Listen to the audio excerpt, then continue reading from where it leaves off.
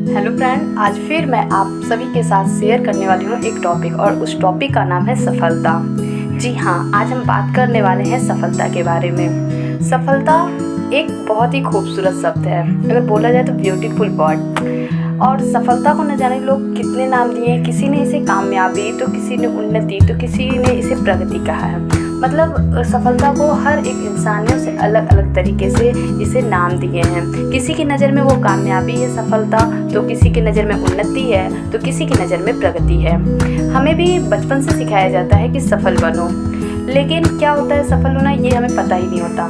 क्या होता है कामयाब होना, मतलब क्या मायने होते हैं सफलता के, कामयाबी के, हम किसे सफल इंसान कहेंगे। ये भी हमारे दिमाग में बार बार आता है कि अगर इस दुनिया में सफल कौन है, सफल किसे कह सकते हैं, सफल इंसान कौन है। और हम अपने जब आसपास के माहौल को देखते हैं तो हमें सिर्फ और सिर्फ अंधी दौड़ में बेमतलब दौड़ते भागते इंसान ही नज़र आते हैं। कुछ समझ में नहीं आता, ना उनका मकसद समझ में आता है, ना उनका कोई टारगेट समझ में आता है। लेकिन बेमतलब के लोग हमेशा दौड़ते भागते नज़र आते हैं और लगता है बहुत ज़्यादा मेहनत कर रहे हैं सफलता के लिए, लेकिन छोटी छोटी खुशियों को और अपने सपनों को कुचलते नज़र आते हैं। ये भी बात बिल्कुल सही है। वो दौड़ते भागते मेहनत तो बहुत करते हैं, लेकिन वो कहीं ना कहीं अपने सपनों के साथ समझौता भी कर रहे होते हैं। अपने सपनों को, अपनी छोटी छोटी खुशियों को वो कुचलते नज़र आते हैं। आखिर इंसान पाना क्या चाहता है, उसके लिए ज़िंदगी के मायने क्या है।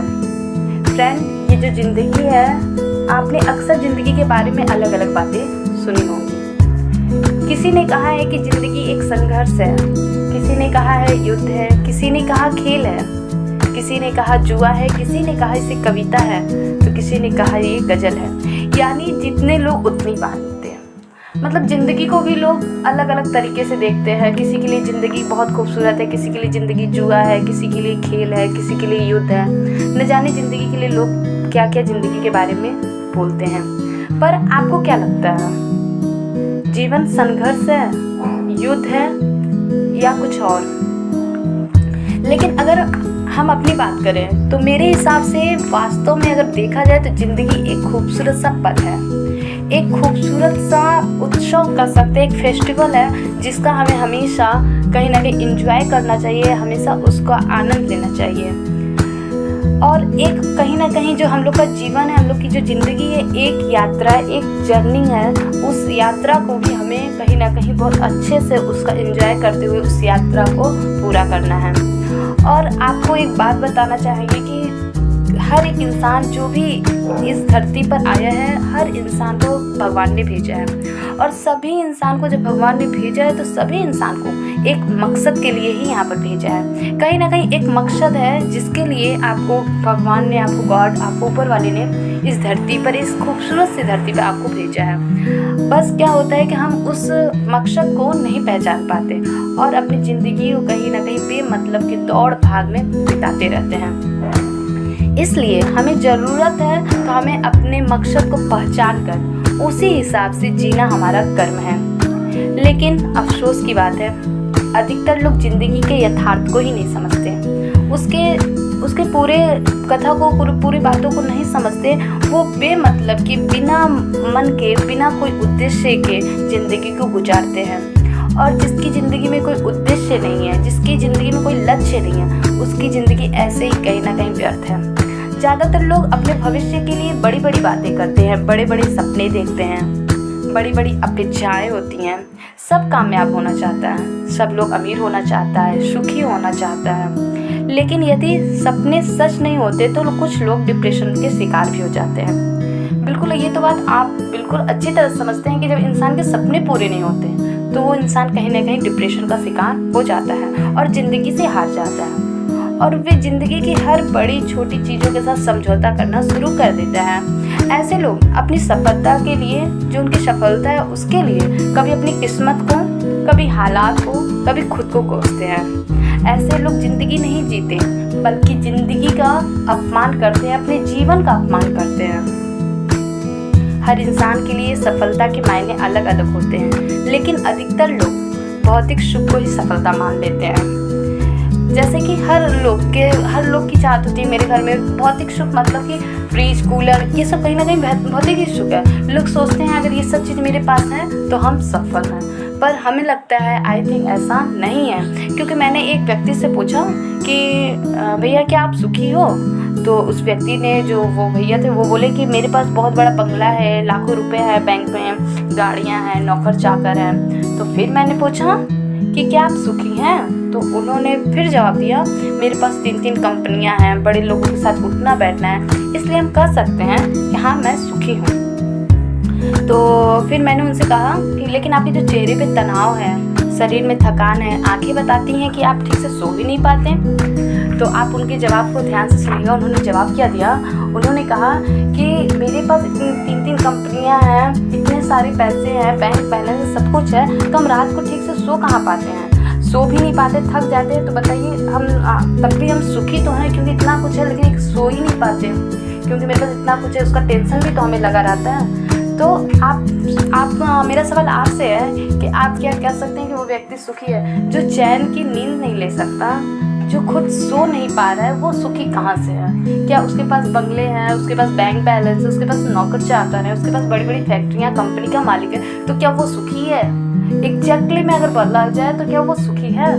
बिल्कुल नहीं। जो इंसान चैन से सो नहीं पाता, जिसके लिए अपने लिए वक्त नहीं है, मुझे जैसा लगता है कि ऐसा इंसान कोई भी सुखी नहीं है। असल में ऐसे लोग सुखी नहीं होते, सफल भी नहीं होते। अगर आप इसे सफलता समझते हैं तो माफ़ कीजिएगा, मगर आप गलत हैं। क्योंकि भौतिक सफलता के साथ साथ नैतिक सफलता बहुत ज़रूरी है, वरना जीवन में सब कुछ होते हुए भी कुछ नहीं होगा। फ्रेंड, मैं आपको सफलता के कुछ ऐसे सफल और कारगर सिद्धांत बताऊंगी जो आपको खुशहाल, कामयाब और संतुष्ट बनाएंगे। और इन सिद्धांतों पर चलकर आप खुद के और दूसरों के जीवन की दशा और दिशा बदल देंगे। यकीन मानिए, बिलीव करिए, क्योंकि एक ऐसा अगर सफल होना है लाइफ में, तो लाइफ में सफल होने के लिए सबसे ज़्यादा जरूरी है कि आपके पास जो भौतिक सुख है, उस सुख के साथ साथ आपको ज़रूरत है, वो ज़रूरत है आपके लिए अपने लिए टाइम। आपको अपने लिए भी टाइम होना चाहिए।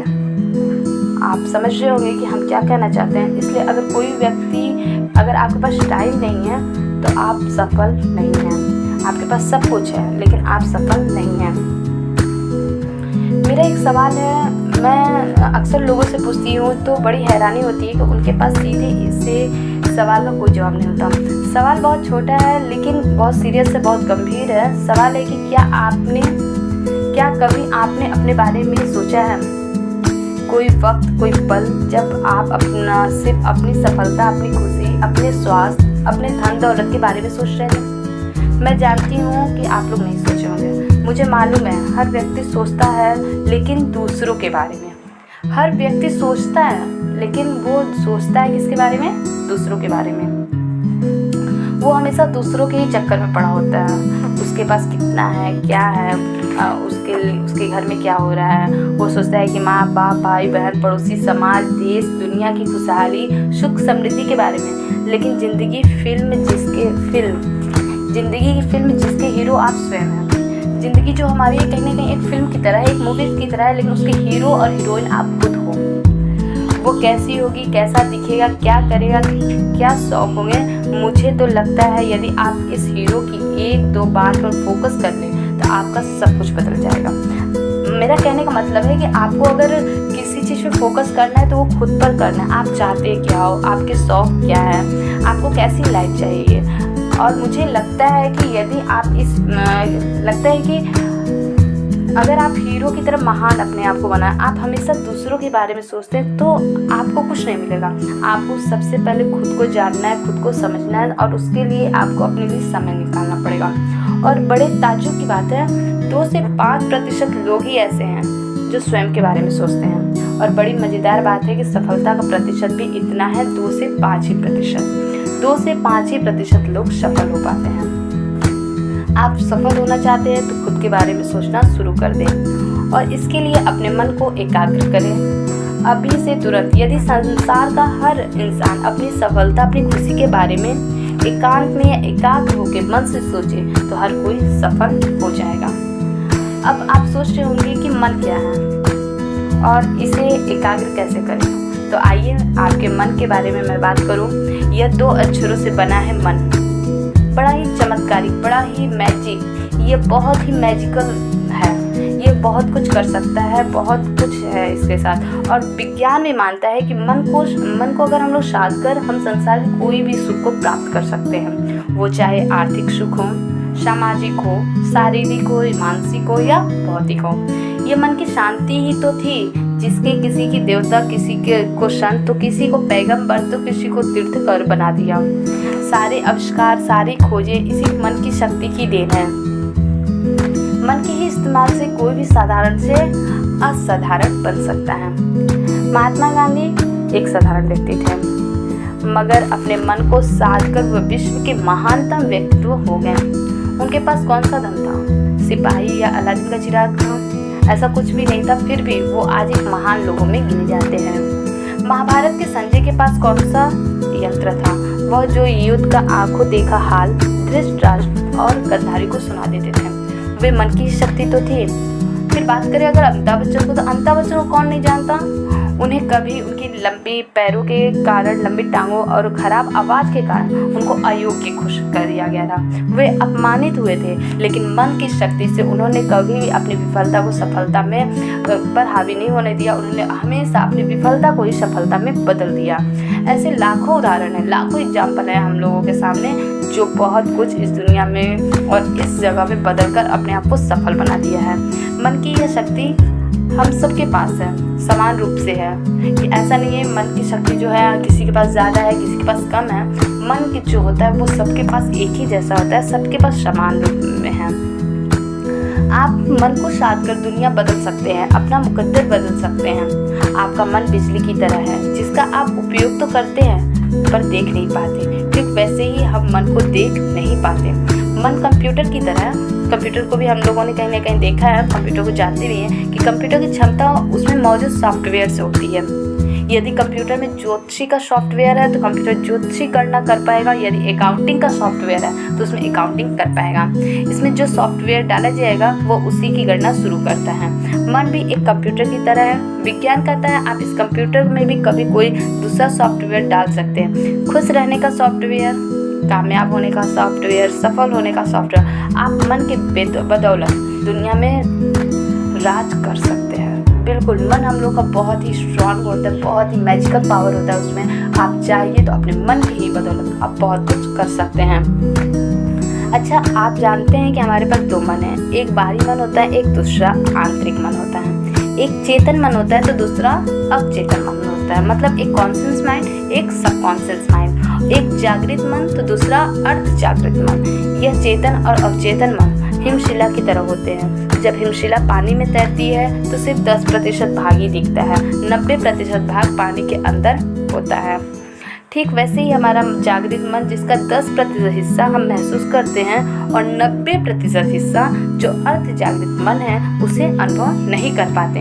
हमारा जागृत मन जब हम जागते हैं तभी काम करता है। यह तर्क करता है, डरता है, सोचता है, लेकिन इसकी शक्ति सीमित होती है। लेकिन अर्ध जागृत मन 24 घंटे काम करता है, तर्क नहीं करता, सोचता नहीं, सृजन नहीं करता। जागृत मन सपने देखता है, अर्ध जागृत मन उसे पूरा करता है। हम अपने सपने पूरे जीवन में सिर्फ 10% जागृत मन से काम करते हैं और अर्ध जागृत मन जिसके पास 90% शक्ति है उसे हम जान ही नहीं पाते। फ्रेंड, यही अर्ध जागृत मन सफलता के द्वार तक ले जाने वाली साथी है। इसकी शक्ति को कोई नहीं रोक सकता। तो आप तैयार हैं? इस काम को करके आप हमेशा सफल हो सकते हैं। फ्रेंड, अगर आपको सफल होना है तो आपको इस जागृत जो मन है, अर्ध जागृत मन, वही आपके को सफलता तक ले जाएगी। तो अगर आपको अपने सफलता के द्वार खोलने हैं तो आपको हमेशा अर्ध जागृत मन के द्वारा ही काम करना है। Thank you very much and wish you all the best.